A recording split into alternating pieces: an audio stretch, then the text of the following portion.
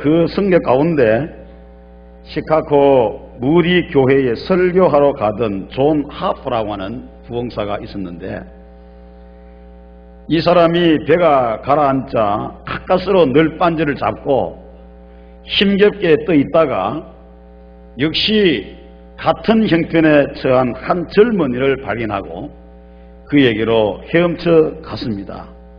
그 젊은이에게 이 하프 목사가 말하기를, 젊은이는 구원을 받아서, 그렇게 물으니까 이 청년이 아니요, 그렇게 대답을 했답니다.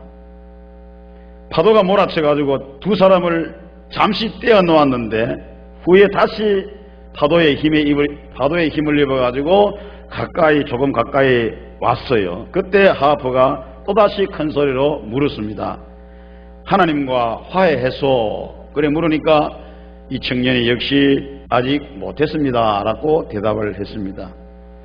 이때 갑자기 큰 파도가 엄습해 와서 이 하프를 삼켜버렸고 다시 그는 물 위로 떠오르지를 않았습니다.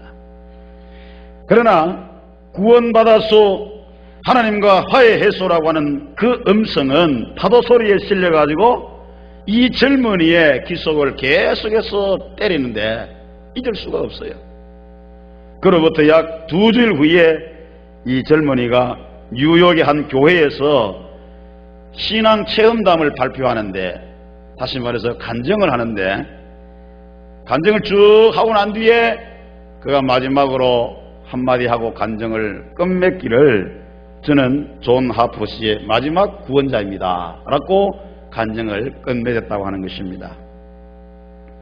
오늘 우리는 본문에서 하나님께서 에스겔을 이스라엘 족속의 파수꾼으로 세우시고 이러한 복음 전도회의 열정을 가질 것을 기대하고 있음을 우리가 볼 수 있습니다. 주전 586년에 바벨론이 주위의 제국을 압도하고 팔레스타인까지 진격함에 따라 가지고 유대 왕국의 도성인 예루살렘은 완전히 함락되어 버리고 말았습니다. 유대 백성들은 나라를 잃어버리고 바벨론의 포로가 되었고 성전은 파괴되었고 하나님께 대한 신앙은 흔들려서 대다수의 무리들은 이방 종교로 기울어지게 되었습니다. 이같이 혼란하고 어지러울 때에 하나님께서는 에스겔이라고 하는 사람을 선지자로 불러서 이스라엘 나라의 파수꾼으로 세우셨다는 것입니다. 그러므로 오늘 우리가 생각해야 될 이 에스겔 3장은 하나님께서 선교지로 가는 에스겔을 준비시키면서 격려하실 뿐만 아니라 하나님의 지시에 따라 가지고 말씀을 전하라고 하는 그분의 명령이 기록되어 있습니다. 그리고 에스겔이 하나님께로부터 두루마리 책을 받아먹는 말씀이 묘사되어 있는데, 마음이 강팍한 이스라엘 백성을 두려워 말고 담대히 하나님의 말씀만을 전하라, 그렇게 기록을 하고 있습니다. 특히 에스겔은 성령에 의해서 선교지로 공수되며 그가 임무를 회피할 경우 그에게 처벌이 있을 것을 또한 언급을 하고 있습니다. 파수꾼이라고 하는 말은 원어로 자파라는 동사에서 왔는데 이 말의 의미가 지킨다, 그런 뜻입니다. 지킨다, 그런 의미가 되겠습니다. 고대 사회에서는 동서양을 막론하고 도시마다 성벽을 쌓아가지고 도시를 지키고 보호한 바가 있습니다. 그 성벽에는 파수대가 있어가지고 그곳에 항상 성을 지키는 파수꾼 보초가 있었습니다. 그 파수꾼은 나팔을 가지고 있었는데 적이 침략해 올 때에 경고의 나팔을 불게 해서 백성의 안전을 도모하고, 또 국가의 경사가 있을 때는 경축의 나팔을 불게 해서 온 백성과 함께 기쁨을 나누었다는 것입니다. 그러므로 이 파수꾼의 사명이 얼마나 중요한지, 엄청나게 중요했다는 것을 우리가 이러한 사실을 통해서 알 수가 있습니다. 백성의 생명이 이 파수꾼에게 달려있다 해도 과언이 아닐 정도로 사명이 막중했다는 것입니다.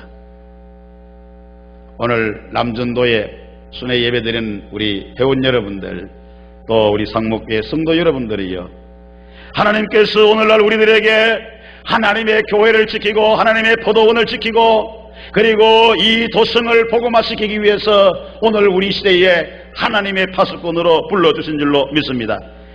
복음의 진리를 위해서 수고하고 봉사하도록 우리를 부르시고 일꾼으로 세워주셨다는 사실입니다. 그렇기 때문에 하나님의 백성들은 이 놀라운 사실들을 절대로 망각해서는 아니 될 것입니다.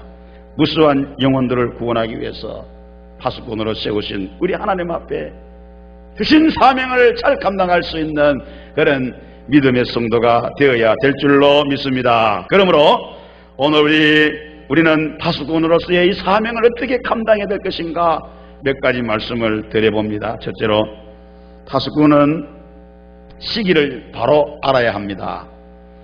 이사야 선지자는 유다 왕국의 선지자로서 부르심을 받아가지고 약 50년 동안 그 시대의 파수꾼으로 사역을 감당한 하나님의 선지자였습니다. 그가 불신앙적인 두마에 대해서 경고하기를 이렇게 말했어요. 이사야 21장 11절로 12절에 보니까 두마에 관한 경고라. 사람이 세일에서 나를 부르되 파수꾼이여 밤이 어떻게 되었느냐. 파수꾼이여 밤이 어떻게 되었느냐. 파수꾼이 가로되 아침이 오나니 밤도 오리라. 너는 물으려거든 물으라. 그런 말씀이 있어요. 이 말씀은 곧 파수꾼을 향하여서 네가 시기를 아느냐, 때를 아느냐, 그렇게 묻고 있는 것입니다. 그래서 파수꾼은 때를 바로 분별할 줄 알아야 된다 그 말이에요. 오늘 저와 여러분들이 이 시대에 파수꾼으로 시험을 받았다면 오늘 우리가 살고 있는 이 시대가 지금 어떤 때인가 하는 사실을 바로 분별할 줄 알아야 파수꾼의 사명을 잘 감당할 수가 있다 그 말입니다. 때를 잘 분별하지 못하면 책임지고 있는 생명들에 대한 안전을 지킬 수가 없어요. 시기와 상황을 바로 분별해서 바로 알려주어야 합니다. 이것이 파수꾼의 사명입니다. 그러면 오늘 우리가 살고 있는 이 시대는 어떤 시대입니까? 어떤 때입니까? 악한 때입니다. 너무도 악한 때입니다. 에베소서 5장 15절에 보니까 너희가 어떻게 행할 것을 자세히 주의하여 지혜 없는 자같이 말고 오직 지혜 있는 자같이 하여 세월을 아끼라. 때가 악하니라. 에베소서를 기록하던 그 시대도 때가 악한 시대였지만은 오늘 우리가 살고 있는 이 시대도 너무나 악한 시대예요. 디모데후서 3장 1절 5절에 보니까 네가 이것을 알라. 말세에 고통하는 때가 이르리니 그랬습니다. 사람들은 자기를 사랑하며 돈을 사랑하며 자긍하며 교만하며 회방하며 부모를 거역하며 감사치 아니하며 거룩하지 아니하며 무정하며 번통함을 풀지 아니하며 참수하며 절제하지 못하며 사나우며 선한 것을 좋아하지 아니하며 배반하며 팔며 조급하며 자고하며 쾌락 사랑하기를 하나님보다 더 사랑한다 그랬어요. 디모데가 목회하던 그 시대도 그랬지만은 지금 오늘 우리가 살고 있는 이 시대는 더 악하고 더 패역한 시대가 아닐 수가 없어요. 그 다음에 어떨 때입니까? 밤이 깊은 때예요. 로마서 13장 12절에 보니까 밤이 깊고 낮이 가까웠으니 그러므로 우리가 어두움의 일을 벗고 빛의 갑옷을 입자. 여기 밤이라고 하는 것은 그리스도의 강림에 선행하는 이 세상 역사의 전 기간으로서 무지와 불신앙으로 가득 찬 이 세대를 말합니다. 다시 말하면 불신앙으로 가득 찬 시대라는 거예요. 깊다라는 말은 심하다는 겁니다. 그러니까 불신앙이 극에 달했다는 겁니다. 불신앙이. 낮이라고 하는 것은 그리스도께서 영광 중에 강림하시는 장차 올 세대를 말하는 겁니다. 낮이 가까이 왔다. 밤이 깊고 낮이 가까이 왔다. 그 말은 주님 오실 때가 다 됐다. 그 말입니다. 어둠이라고 하는 것은 하나님과 분리되어 죄악 가운데 있는 불신자의 도덕적인 상태를 말합니다. 그래서 어둠의 일을 벗자. 밤이 깊고 낮이 가까웠으니 이제는 우리가 어둠의 일을 벗자. 어둠의 옷을 벗자.